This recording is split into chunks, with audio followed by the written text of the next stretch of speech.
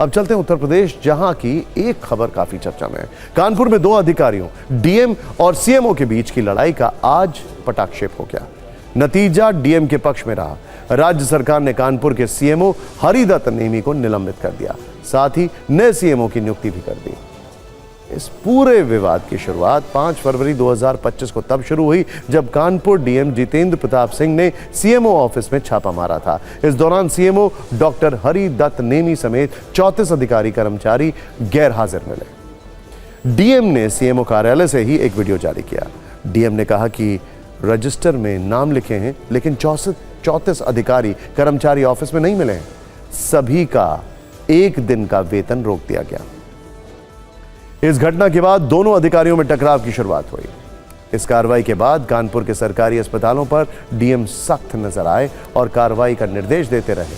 सूत्रों के अनुसार डीएम के कार्रवाई के निर्देश के बाद भी सीएमओ किसी आदेश का पालन नहीं कर रहे थे। इस वजह से दोनों अफसरों के रिश्ते खराब होते चले गए और एक के बाद एक बयान भी आते रहे। अपने आदेशों का पालन ना होता देख डीएम ने यूपी सरकार से सीएमओ के तबादले की सिफारिश कर दी। इसके बाद सीएमओ ने भी डीएम पर कई आरोप लगाए। दावा किया कि सीबीआई से चार्जशीटेड कंपनी को काम देने के बाद उन पर कुछ अधिकारी भुगतान का दबाव बना रहे थे। इन बयानों के बीच दो अधिकारियों की लड़ाई में नेताओं की एंट्री हो गई। सीएमओ की तरफ से कानपुर के विधायक और विधानसभा के स्पीकर सतीश महाना ने चिट्ठी लिखी, जबकि डीएम ने भी अपने पक्ष में कई सत्ताधारी विधायकों से सीएमओ के खिलाफ मुख्यमंत्री को चिट्ठी भिजवा दी। कानपुर में अधिकारियों की लड़ाई में हालात ये हो गए कि सत्ताधारी दल के तकरीबन 6 विधायक दो खेमे में बट गए।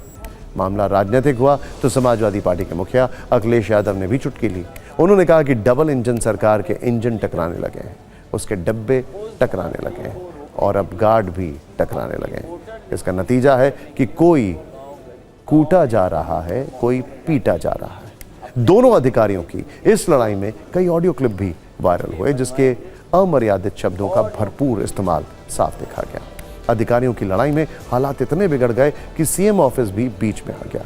दोनों पक्षों से बात की गई। इस बातचीत और दखल के कुछ ही घंटों में सरकार की तरफ से 2 आदेश जारी किए गए।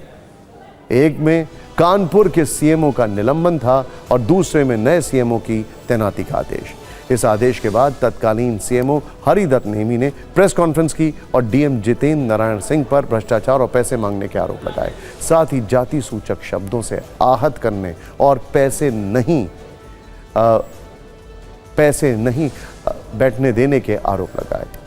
हरिदत्त नेमी ने इस पूरे मामले की शिकायत स्वास्थ्य विभाग के सचिव से की थी। सूत्र बता रहे हैं कि इस विवाद में जो कार्रवाई हुई उसमें जातीय एंगल की बात भी हो रही है। विपक्ष योगी सरकार पर अपने सजातीय नेता, अधिकारी और अपराधियों का पक्ष लेने का आरोप लगा रहा है। विपक्ष का दावा है कि इस मामले में डीएम जाति विशेष से हैं, इसीलिए सरकार उनका पक्ष ले ली।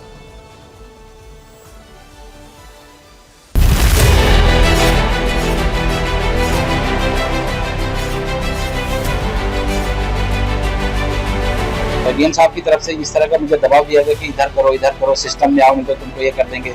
हर मीटिंग में मेरी बेइज्जती करी जाती थी।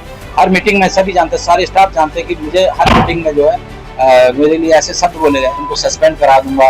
और बार बार वो मेरे उसमें घूमते रहे और बराबर चेक करते रहे। इस तरह से चेक करके मेरी कमियां ढूंढते रहे और इस जाति सूचक शब्द भी बोले गए बीच बीच में मुझे। जो घटनाक्रम हुआ है ये दुर्भाग्यपूर्ण है कि लगातार बीजेपी के विधायक सीएमओ का सपोर्ट कर रहे हैं, लेकिन उसके बावजूद डीएम जो ठाकुर हैं उनकी चल रही है और सीएमओ को सस्पेंड कर दिया गया। ये बातें बहुत ही दुर्भाग्यपूर्ण है। उत्तर प्रदेश में अगर जंगल राज कहा जाएगा तो शायद हो सकता है सरकार को बुरा लगे, लेकिन इतना पता है कि ठाकुर राज चरम पर है।